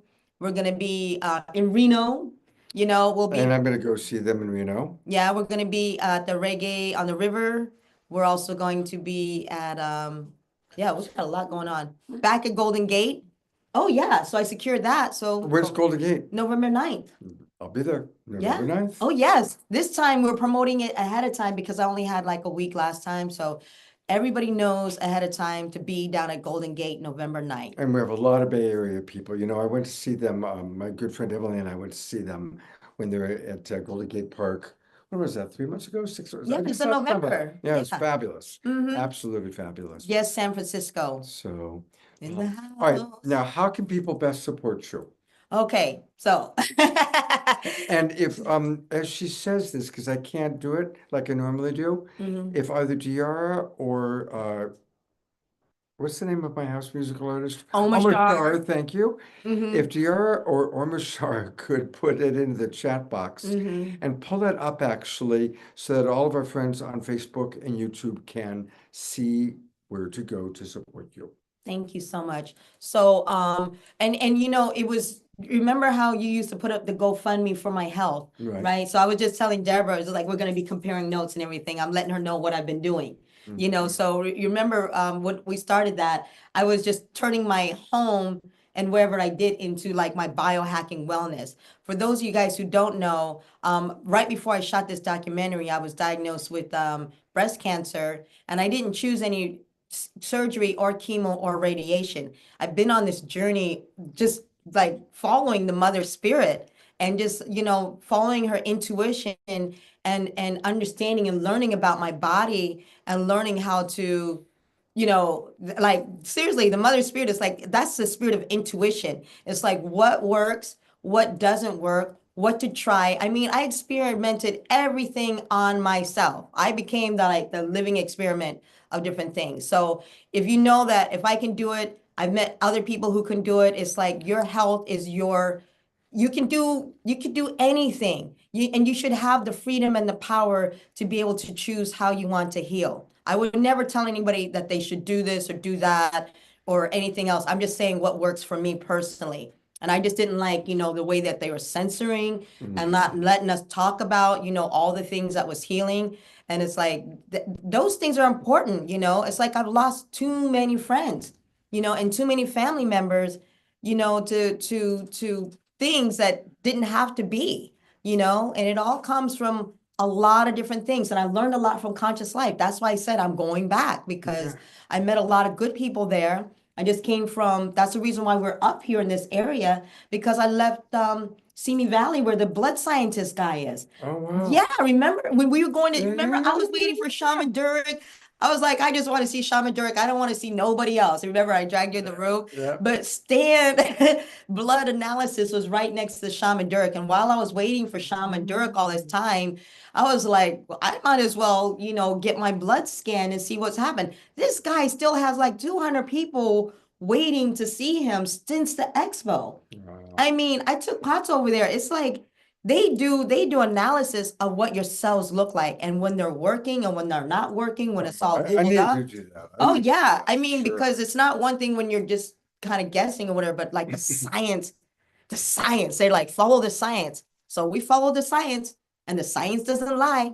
When you sit there, see your cells working or not working or whatever, it's like, all right, I know that I'm on the right path. and Okay, I'm so how do people support you? Where do they go? all right, they can go to standupforjustice.us or Ubuntu, spiritofubuntu.us. Those are our two websites. Spiritofubuntu.us, Mhm. standupforjustice.us. Yes, I have to revamp the website. It's so old, but it's coming with all the things that we've been doing and everything. So you guys check it out. You know, I'm going to be revamping the website. I got my refugees helping me. And you're going to be here for the next few days, though, No. We're flying out to Mexico. on Friday. Yeah, and then to Brazil. So Almashar, while you're popping that up, so I got that my little donate button because that's my legal 501c3. So Almashar, remember that song I told you we was gonna work on called I Know the Universe is Working for Me. All I had to do was believe. So I'm going down there. I'm gonna work out that song with those Brazilian women samba. So you need to write your verse now because when I come Okay. back, I got it. all I got right. it. You Thank remember you. the chorus, it starts in F. I actually have it recorded from that moment we had in California last year. So Yes, yes. So I'm so Omar Shah, you need to like write your verse. I'm giving you 8 bars in the song. When I come back, we're gonna have this Brazilian samba version of this song. wow, that's fantastic. Antoinette, I Yeah, love you I so love you much. too. I love you. And Antoinette and Pato, I speak for all of us. We are so proud of you. We are so, so proud of you. The work that you have done and are doing in the world is just sending ripples around the earth of that which is possible. Thank you, thank you, thank you. I love you. All Love right, you. let Gary Bye. come in. Well, from one powerful soul to another powerful souls. Mhm. And Claire, come on in if you want to He's also. quite the singer too, you know. Besides a musician, Oh, he's got a beautiful you. voice. Thank you. Yeah. Thank you. A second, Hey, everybody. Hey, brother. Hey, Gary Malcolm. Well, Gary, let me first start by just asking you, what's this week been like for you? Because I know it's been powerful. Yeah, it has been. Being with people who are committed to raising the frequency of the planet, which I have been for a long time, but being with a group of people that I had never been with, most of them in 3D. And so the space held for anything that wanted to emerge and wanted to come out and wanted to be healed. For me, having gone through a very intense period of having my website attacked and destroyed in the last 3 weeks has given me this place of just looking at, like, since everything happens for me, not to me. So there I was sitting with Claire, Claire and I have known each other for a long time, for 25 years, since after Graceful came out. And she had an enormous capacity. She's an intuitive, right? And let's just say that she saw something that I didn't see that created the conditions through which I just had a huge, huge release. And, we are all beings that carry trauma from the womb, from multi-generational places. And when we get to be graced with the opportunity to find something that I could have gone to my grave with, not knowing, and suddenly I felt now I created the conditions in which I could actually, if I could see it and feel it and know it, then it was on its way out. That's what it was. So it's helped me make sense. And the nourishment of being in the context, one of the most powerful nights for me was the first night when Teresa and Julie kind of laid down. So one of the things that the work that Julie Krull and Teresa are doing on the connection field has a lot to do with getting deeper than the addiction our culture requires us to be in our heads, right? And so the idea of being in the not knowing and allowing our presence to come from our hearts, not our minds, right? So we had this beautiful night, and where I had the opportunity to play live with Julie and Teresa in the underscore to the spoken word, I love. And of course, Julie Kroll and Teresa Collins, Right. who was talking about, they've been on the show many times. Yeah, and I've done many, many things online with them. Yeah, you have. But They had 7 days of rest. That's right, which was mind-blowing for me, actually, when I realized that when we listened together online, that it was a form of collective prayer as to unify with the field, right? So I had a whole shift with them about that.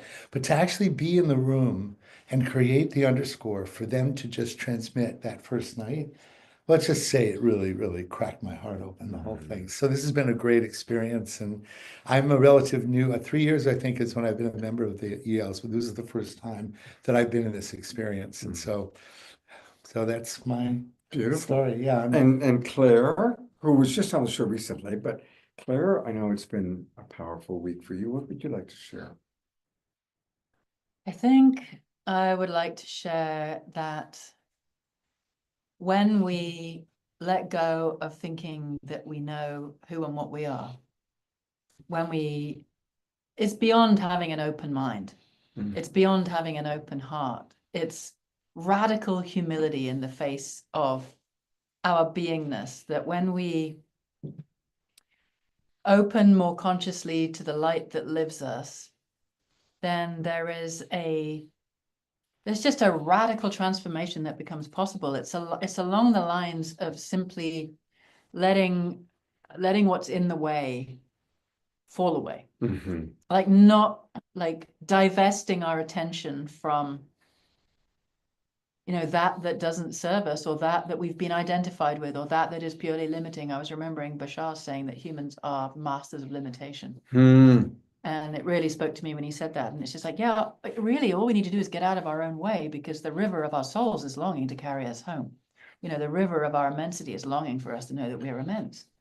And so it's just been this, it's been like being in a really lovely big bath with a lot of great people hanging out, soaking, and being permeated by, and what's the right word? Marinated in a level of consciousness that makes that possibility of our own light being the thing that can activate what's dormant in us, can show us to ourselves. Like that's just felt so much more real, not conceptual, like actually real. Like when the music of Gary and the music of you and the music of me gets together, and we can be humble to what is moving through us, and we can move into our hearts, and we can allow our heart fields to intensify, then the more that we are can come in and show us to ourselves. And when we can create room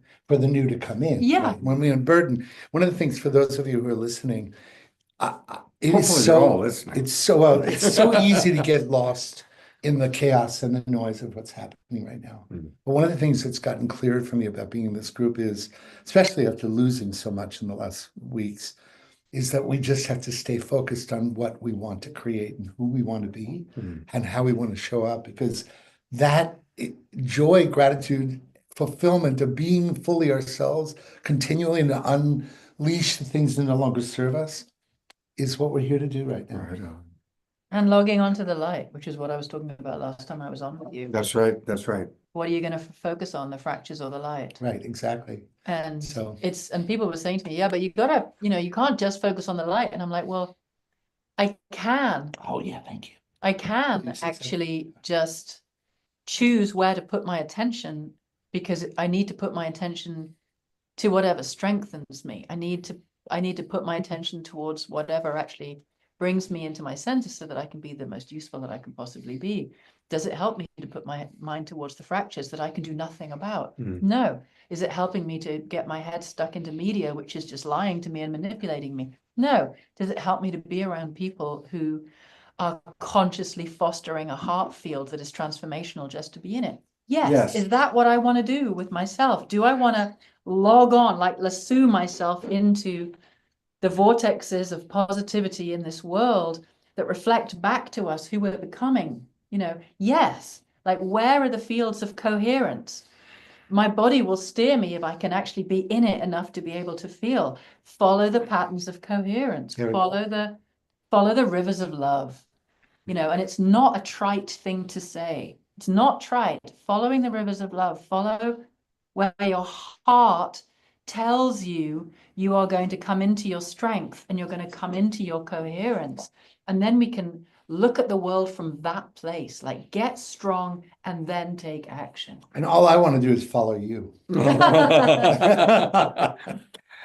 You have a special event coming up. Thank you, Christy Michaels, for texting me the reminder about Soul Fire. So, Gary, tell us about Soul Fire. Yeah, I came up with this term, Soul Fire, and I'm doing a concert after being gone from Marin since I left. I had a big going away party on 9 months ago, September. So on May 9th at the Unity Church in Novato, I'm going to be giving a night of sacred devotion and connection, and Miranda McPherson is going to be my special guest.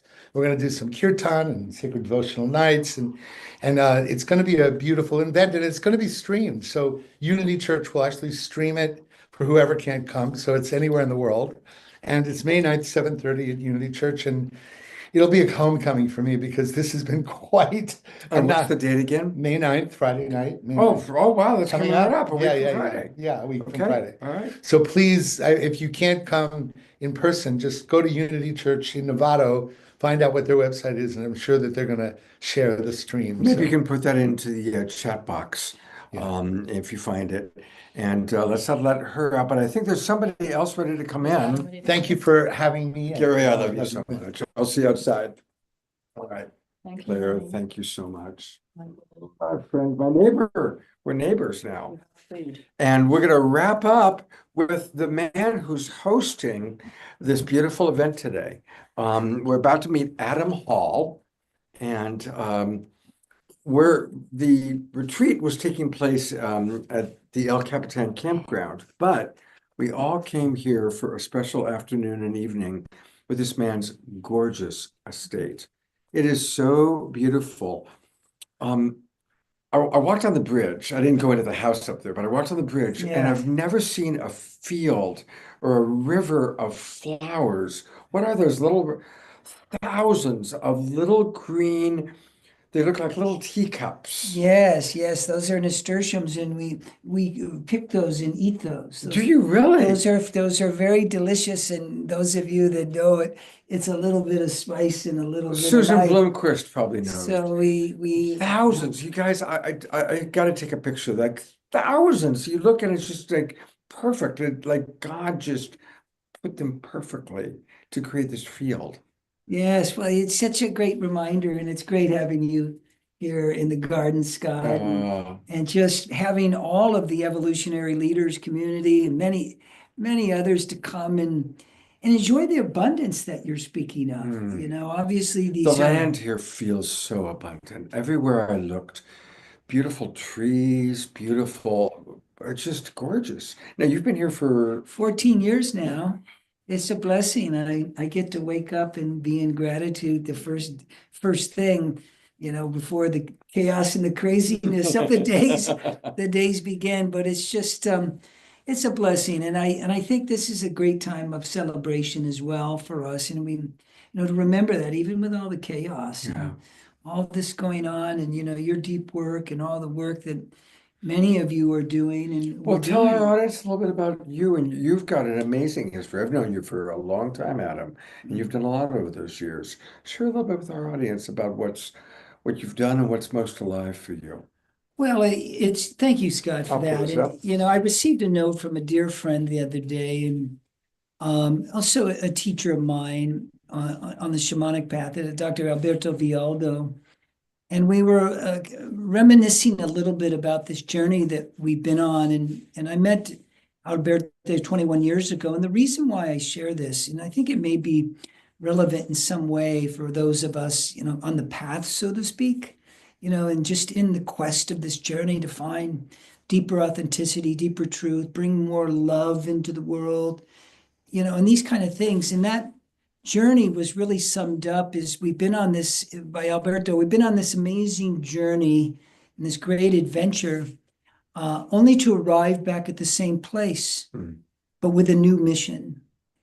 In other words, it's really what's gone on for me over the course of this kind of arc of my own conscious evolution is the shifting of perception in time through, of course, through healing and through finding my way through pain, but celebrating the joy of my 3 daughters and soon to be 8th granddaughter. Wow, 8 grandchildren. Yes, and yeah, the feminine is teaching me. Can you tell? They've been working on me in a good way. Well, those are my great teachers. But to really kind of sum that up for you is that you know, he was sharing and we were reminiscing on how we kind of return sometimes in our own way back to a deeper inner being and a deeper inner truth where we're always seeking or retreating or doing all the good things we're doing. But this is different this time. I was sharing with him, Scott, that this time it's go time. It's time to embrace our mission and to step into our greater service. We are a community of earth keepers. All of us, we are here in that greater service. So it was a great reminder to embrace that truth, to live it. And to that end, I've continued my writings and my teachings, and And you have a wonderful book out about being an earth keeper. I do. That was the first book I did write. It's called Earth Keeper: Undeveloping the Future. Man, how potent that is today. Undeveloping the future. Undeveloping. We seem to be doing a lot of that in our own lives, but also in the collective as well.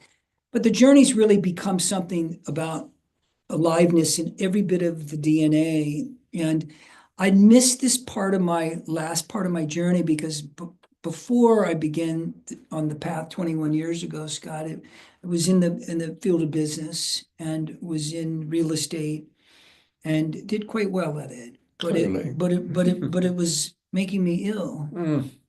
And it was impairing my sense of the journey. And quite frankly, I probably wouldn't have made it if I continued down the same path. The point being, I'm back doing what I love to do, not just the writing and the sharing and the speaking. That's all fine and good, but it's really the passion of spiritual entrepreneurship is very alive. And I believe for all of you that are entrepreneurs, that are really showing up to fully express their gifts, their genius, their creativity, whatever your craft may be, that it's time that we begin this journey where you can monetize these things, where you can share them at scale. So I was blessed to start a new company 2 years ago with a dear friend, Timothy Noah, and it's called Soul Guide. You can check it out, soulguide.ai. It has great momentum, and it's really starting to shine. Show and you talked about We that. started to talk about That's that was right. in the very early days. Stage, I remember that now. But I'll give you a summary, and then I'll be quiet here, Scott. No. But the summary is real quick. Soul Guide is like a virtual librarian and that curates your content, and it optimizes a call to action in 1 second or less. That's incredible. So if you are a creator, you're a content creator, and you want to scale your content, you want to share your content in snippets, content meaning audio, text, or video, we can do that in 1 minute and then a call to action. So we're at the Illuminate Film Festival, and our tool, our Soul Guide Oracle, we call it, the Illuminate Oracle, is performing extremely well. We have 68.2% click rate, for example. So we want to get results with our great work, right? Do a lot of talking, but now we can get results. And Soul Guide's here to help you or any content creator. We should talk about how, we should gotta talk. I've got all this content. We'll explore more, and I welcome that conversation with any of you, because this is the time we do have to go a bit big, and we have to be a bit bold, and our community, our conscious community, really has a seat at this table, and it's time to shine together. But, it's like Thich Nhat Hanh said way back when, 30 years ago or so, the return of the Buddha, the return of the Christ will come not in the individual, but in the collective. In the Sangha. And we are the collective, grounded in love, founded in grace, collaborating. So that's what we're up to. I'd forgotten that that's what you're doing, and I definitely want to talk to you about it. Definitely. Anytime. I also want to acknowledge that he took us on this he has a maze here on his property, but it's not just a maze. He's created a whole trip with props, and it's got a Wizard of Oz theme. And I love how you ended it. The ending was really cool. Yeah. So I really applaud your creativity. Yeah, good to have you in the maze of our life, right? Boy, are we on a journey. And it's this interesting thing about this maze, Scott, is, maze is a metaphor. We come into the world out of the womb of our connectedness, really the last place we were one with God, so to speak, That's one good point, with the mother, and you head into this maze of life. But the maze here in the garden at Casa Earthkeeper has mirrors. So there's mirrors all the way along. And of course, we go through the journey of our lives. And we have our mother and our father as a mirror, our wife or a husband or ex or children or work or boss. It's all a mirror. And are we paying attention and learning or growing, or we just have to keep going back and looking at the dang mirror? I know I spent a lot of time in that mirror trying to figure out things and failing and flailing and healing and loving and crying and all of it, and this is what we do. So this is the journey to see the wizard. Beautiful. And the wizard in the world, of course, is the illusion that somebody out there is going to do it for us. Somebody will help us find the brain or the consciousness, because it's like the Tin Man. Someone will help us find a heart like the straw man. Someone will give us courage like the lion. And then there's little Dorothy. There's little us that got thrown out of our home with this tornado. Aren't we living in these kind of tornado type of times? Yeah. And here's Toto. Right and here's here. Toto. We've got Toto, muy importante.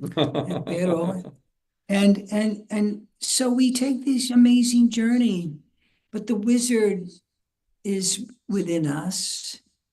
The wizard is our soul. It's the inner garden of our lives. And this is what this little metaphorical, allegorical journey into the maze Next time was I come, today. I'd like to video you taking us on it and then play it for my audience. Oh, sure. I'd like to do that. So Scott, how can we contact you, Adam? Oh, hi. You can contact me, and please feel free to. I respond to all my emails, and my email is adam@soulguide.ai. adam@soulguide.ai. Please feel free. Yeah, Beautiful. absolutely. Adam, thank you so much for hosting this event. Yes. Thank you for being our concluding presenter. And it all worked out perfect. We had Did a it? perfect Did steady it? stream. Scott said, send them all up. Send Well, them I was up. afraid because, the concert was still happening. Who wants to leave the concert, right? Yeah. But God bless them. It all worked out perfectly. Yeah, did you have a good It was group tonight? great. Oh, yeah. We started with JJ and Desiree. Yeah. Then Piper Dellum showed up. Oh, okay. I might not be remembering the exact order. Piper showed up. Charles came in. Charles came in. Charles Vogel came in. Yeah. Claire and Wow. The lineup. and Amy and Amanda and Amy came in. Great. And who was with me with Piper? Who was with me with Piper, Omar? Uh, Piper was here, and somebody wonderful was here. Good question. Mark Dubois. No, it wasn't Mark. Was Mark that didn't make Piper? it. Anyway, Anyway. it's been a rich evening, and Wasn't it we are- Vineet? Vineet. Yes. We always start and end our shows with my house musical artist and co-pilot, and the man who makes all things happen, Mr. Omar. Excellent. And we're going to turn it over to Omar for a closing song. We're going to turn it to Omar for a closing song.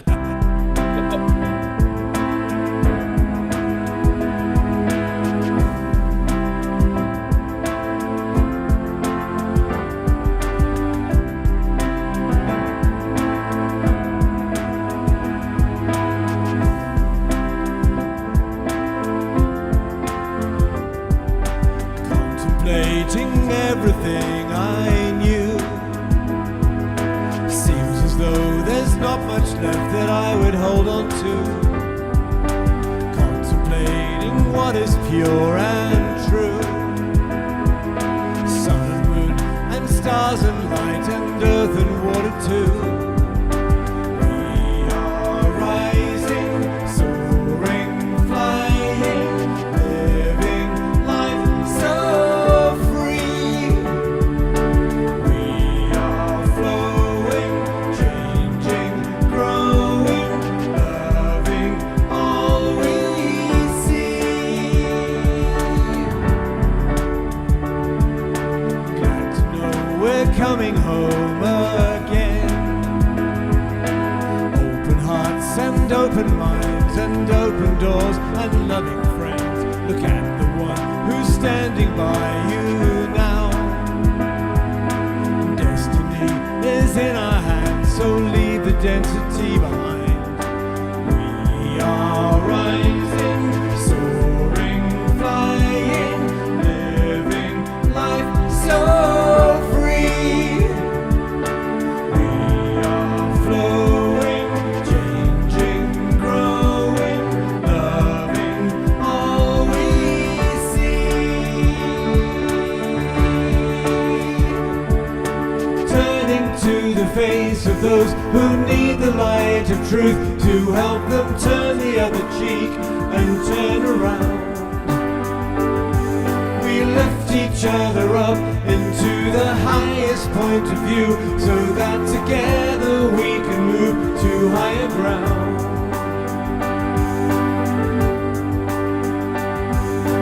Contemplating everything I knew, seems as though there's not much left that I would hold on to. Contemplating what is pure and true. Sun and moon and stars and light and earth and water too.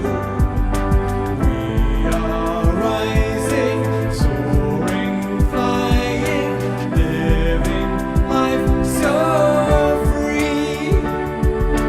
We are flowing, changing, growing, loving all we see.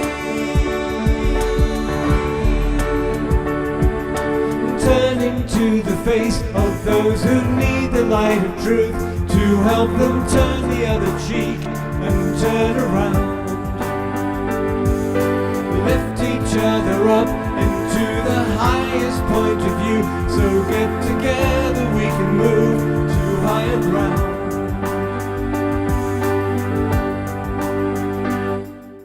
Contemplating everything I knew, seems as though there's not much left that I would hold on to.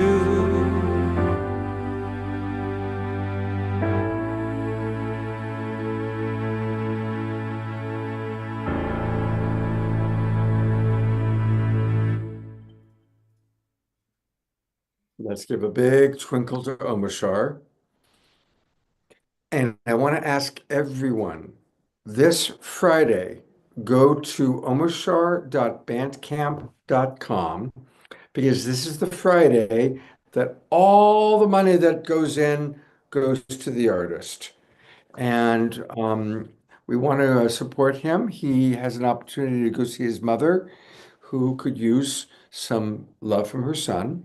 And so let's really help raise some money for Omashar to take that trip, go see his mom. And a great way to do it, go to Bandcamp, omashar.bandcamp.com. My internet's funky, so I'm not able to pull it up like I normally do, but you can memorize that. omashar.bandcamp.com. Buy some of his albums. They're fabulous. And that's how we can support him. And every dollar you put in goes to Omashar. Thank you, Scott. And what an awesome show. Had no idea how it was going to be, but it turned out to be stellar. Oh, good. It's been kind of, it's a different experience for me when I'm not watching the chat box and, but thank you. It flowed beautifully, Scott. I think it was absolutely one of the top shows of this week. Oh, wow. Oh, good. Hopefully it's the best Wednesday night show we did this week. Hey, speaking of shows, don't go away, Omashar, but this Saturday night, look what we got. It is our monthly Soul Search show, and we've got a whole wave of new psychics and healers coming in to do readings for all of you. So definitely make sure you're with us live in the Zoom room on Saturday night to receive psychic readings and healings from all these amazing people. And once again, Fanny and Vigari, we're having them 2 weeks in a row because they're going to be breaking down the studio and not available for a while. So I've got the hiccups. So Fanny and Vigari will be with us. And of course, Omashar will be with us as well. Tangela will be co-hosting with me. And that's going to be this Saturday night. But be in the Zoom room. And for those of you that are watching on Facebook or YouTube, just go to globalpeacetribe.com and join us. Yeah, there it is, right behind him. Global globalpeacetribe.com and click where it says register. You can register and get the Zoom room links for all of our shows. Omoshar, thank you for knowing that you're there, handling everything, and three Dude, great songs. it truly was a great show. Could not take my eyes and ears off what was coming through. So thank you. Thank you. That's I great to think know. and I'll maybe go back. can we get a gallery? Do we have anyone in the gallery? Yeah, let's go to gallery view for sure. Let's do that. And I've only got it on the people that have their cameras on. So hello to all of you that are watching that don't have your cameras on. Yeah, the other 487 don't have. all them. And hello to all the people watching the recording. A lot of people watch the recordings. And oh, you know what? We have one more thing we do need to do. I saw Christy Michaels, and that reminded me that Hallelujah Anasuya had her surgery today. I'm so glad I thought of this. So I want us to take a moment, and we're going to go into sending maximum grace and healing for our beloved Hallelujah Anasuya.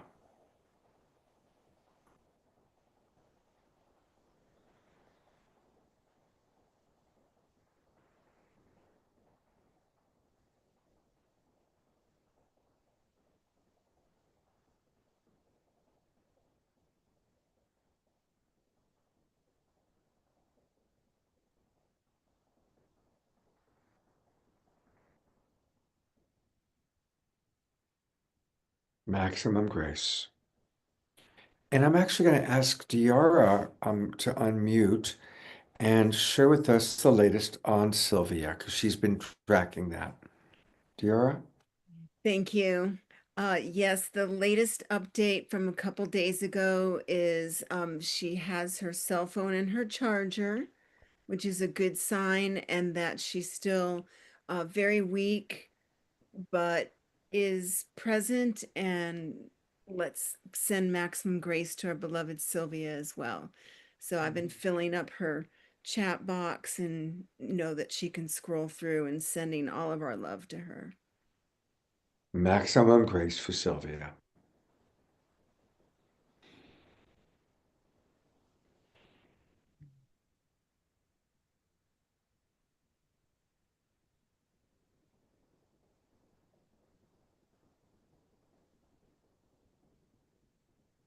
Mm. Thank you. Thank you, Diara. Thank you, everyone, for being such a beautiful tribe, beautiful global peace tribe. I hope to see all of you on Saturday night and have a wonderful few days. Thank you for being here tonight. And thank you again, Omar Shar.